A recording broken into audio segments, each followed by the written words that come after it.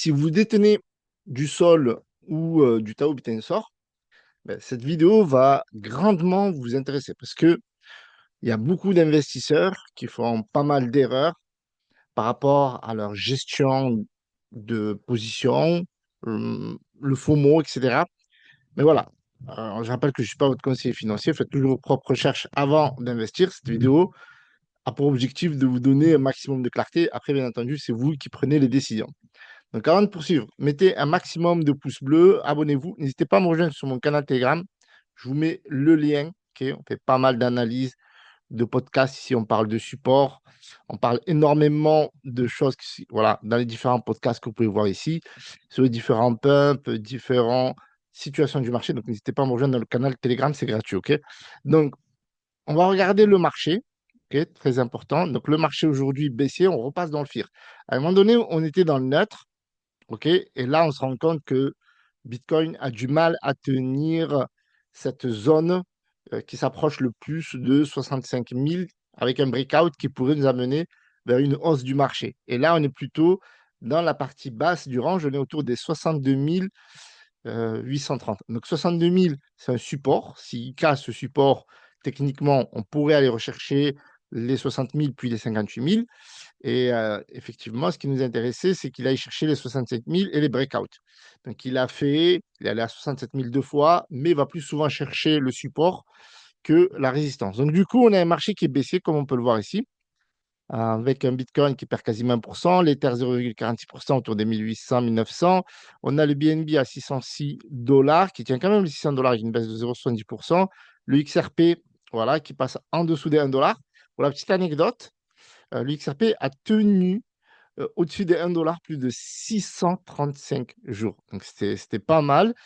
Mais l'inflation est derrière. Il y a eu plus de 21% entre novembre 2024 et aujourd'hui. Donc, forcément, ça joue, ça joue. Donc, le sol à 75 dollars, il est septième. Si on enlève les deux stablecoins USDC et USDT, il est cinquième. Donc, après, on a les autres crypto-monnaies. OK? Ah oui, on a le hype qui perd 3,2%. OK. Donc, on va revenir sur le sujet. Donc, on est dans un marché qui est bearish en ce moment au support des 62 000. Donc, ça, c'est très important. Avant d'investir, il faut consulter l'indice pour nous des crypto-monnaies. Ce n'est pas le S&P 500, c'est le Bitcoin. Donc, le sol donne des signaux intéressants sur la surface, okay, parce qu'on a vu dernièrement une, euh, une belle hype autour des mêmes coins, pas mal d'activités, etc. Et ça se stabilise plutôt bien parce que regardez, sur 24 heures, il baisse de 1,3%. Sur une semaine, il est aussi de 1,94%. Et sur un mois, il est à 2,83%.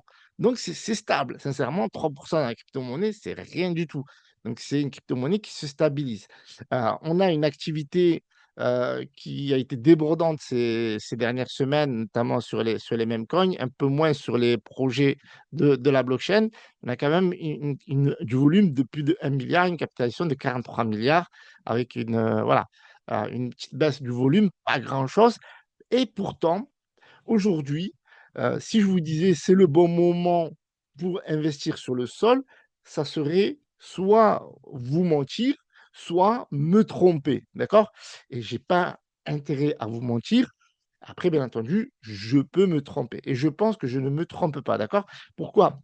Je pense qu'aujourd'hui, c'est pas le bon moment d'investir, de faire son DCA sur des targets où il y a des analyses en chaîne qui sont pas bonnes, les gars. C'est-à-dire que on a des signaux en chaîne qui disent le contraire.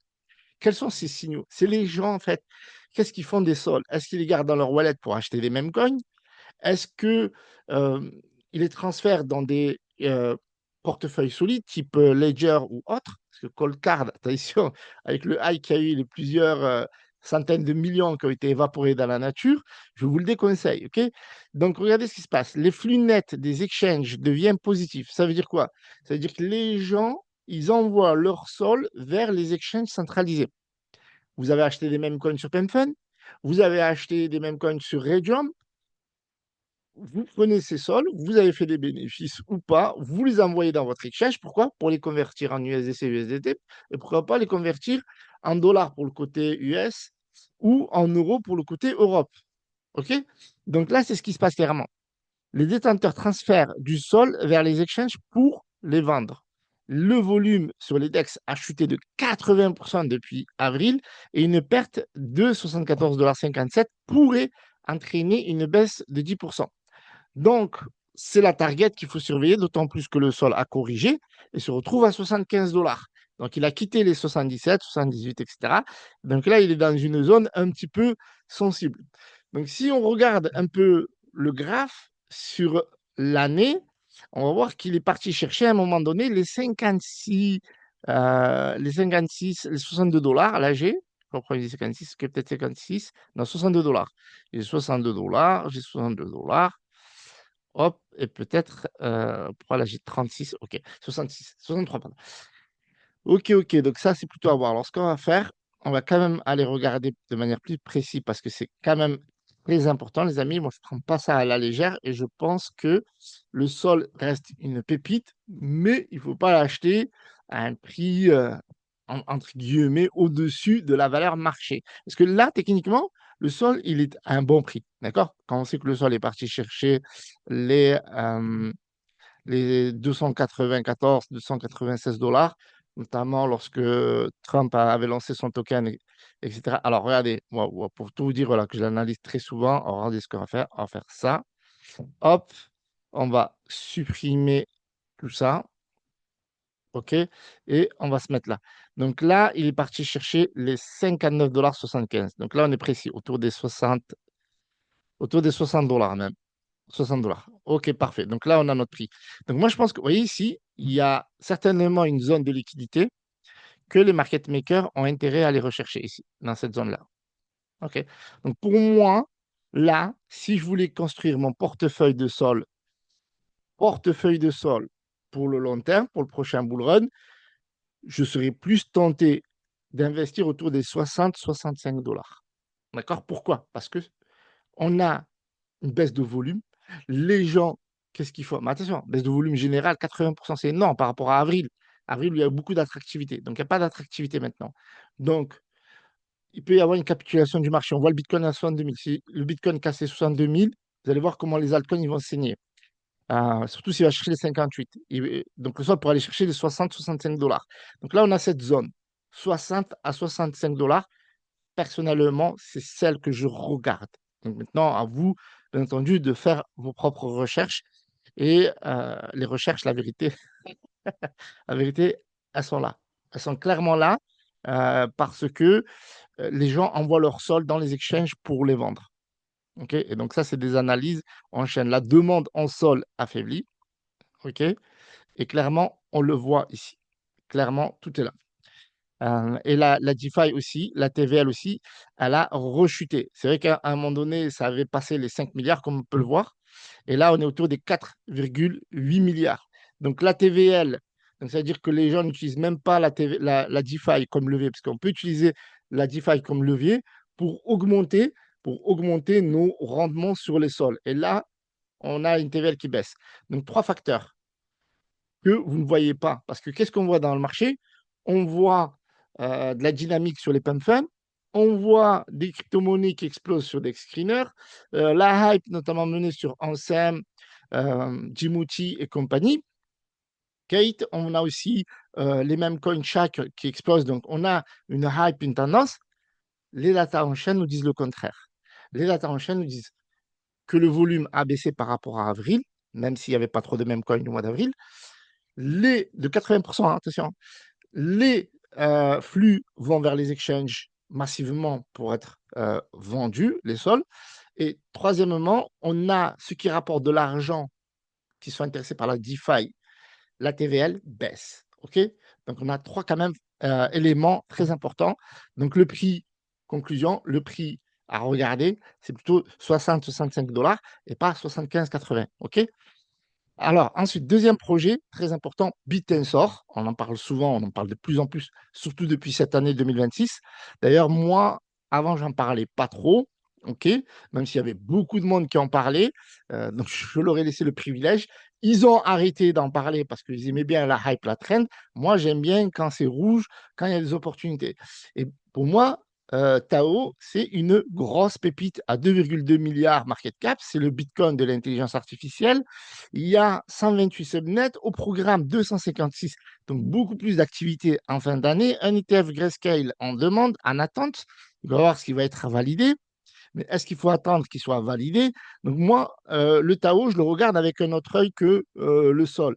Même si on est sur du all-time, si on est sur du all-time, on a une target, et on va revenir ici parce qu'avec les chiffres, déjà, on va regarder le volume, on a 120 millions. Donc, on a un volume en hausse de 18% aujourd'hui. OK, on va se mettre ici pour avoir des prix. Regardez, pour vous dire, le tarot, moi, je l'analyse tout le temps. Donc là, on a une zone de 142 $. Donc, cette zone-là, elle est très intéressante. C'est la zone des 142, 156 $. OK?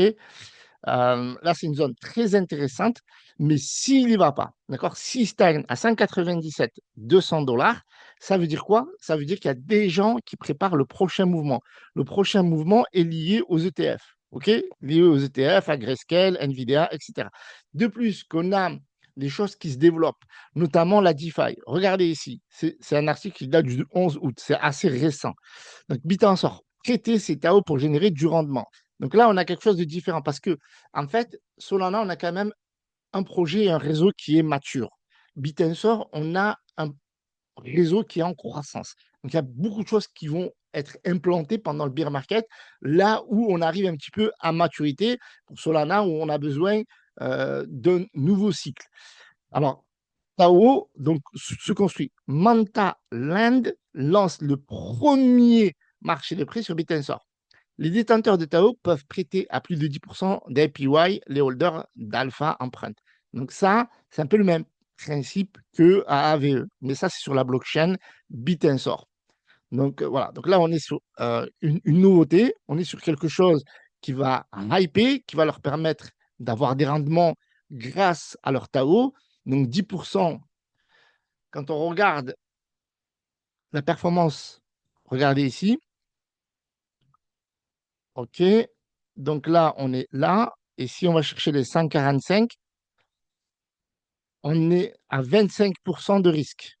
On est à 25% de risque avant de retrouver ce fair value gap. Donc là, il y a quand même comment on appelle ça? Un dilemme cornélien. Vous voyez, c'est différent que Solana. Là, il y a un truc qui vous propose 10%. Donc là, vous êtes à plus 25%. Qu'est-ce que vous risquez? Au pire, 15%.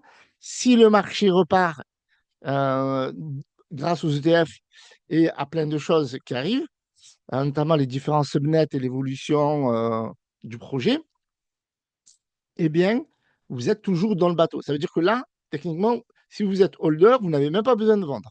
Vous les mettez en stacking, ok? Vous profitez du rendement, vous sécurisez en même temps la blockchain, etc.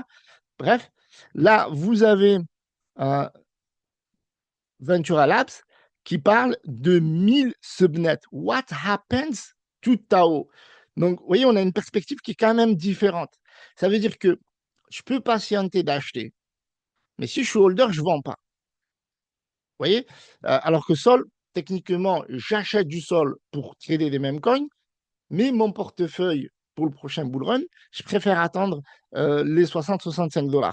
Donc, regardez ici, qu'est-ce qu'ils disent lorsqu'il y aura les prochains subnets. Donc ici, si la demande de Tao est en train d'augmenter beaucoup,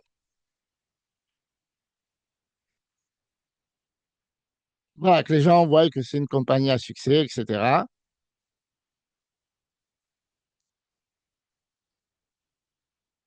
Donc là, il vous dit, il ne faudra même pas penser à un x10, mais probablement à un x100.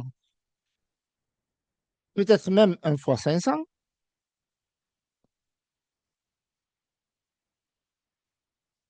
Alors, c'est difficile de spéculer exactement de manière précise. Ça serait ridicule de dire fois 1000 ou d'avoir une spéculation précise. Par contre, s'ils arrivent à 1000 subnets, ça va être une augmentation insane. D'accord? Et ça, c'est largement possible parce que c'est un projet qui est encore, j'aimerais dire, embryonnaire avec une thèse qui a commencé à être validée. Ensuite, ici, qu'est-ce qu'on vous dit? Marc Jeffrey, dans le podcast The Tao, posséder Tao, c'est comme posséder le S&P 500 de tous les sous-réseaux Bitensor. Ça veut dire que, encore une fois, là, il y a 128 subnets. À la fin de l'année, au programme, c'est 256 subnets. Donc 256 subnets, donc égale plus de liquidité, égale plus de liquidité, égale plus d'acteurs, égale plus de valorisation du Tao. Techniquement, c'est mathématique. Maintenant, à voir comment le marché va se comporter. Mais ici, on a clairement une perspective de croissance en plein marché baissier concernant Tao. Et en plus, on peut sécuriser avec tout simplement Manted Land. OK? On peut sécuriser avec Manted Land, tout simplement. Voilà. Voilà ce que je voulais vous dire par rapport à Solana. Je rappelle, target 65 dollars pour recharger ou charger pour aller chercher le prochain bull market. Si on achète pour trader les mêmes coins, on peut acheter quand on veut, ça c'est même pas un problème parce que c'est un cas d'usage. Pour Tao, c'est le même principe. Si on veut acheter des subnets, pas de problème, on peut acheter quand on veut. Si on veut acheter maintenant, même si ça va chercher les 147 dollars, c'est pas un problème, parce qu'on peut utiliser en levier Mantadland en sécurité. Et le temps même que ça aille chercher Mantadland avec les APY récoltés, ça peut largement compenser le risque de perte de 25%. D'autant plus que Tao, c'est en gros le S&P 500 des autres de tout le réseau de subnets et qui va aller à 256 subnets et en attente du Grayscale. Donc il y a quand même deux niveaux différents, mais deux belles pépites.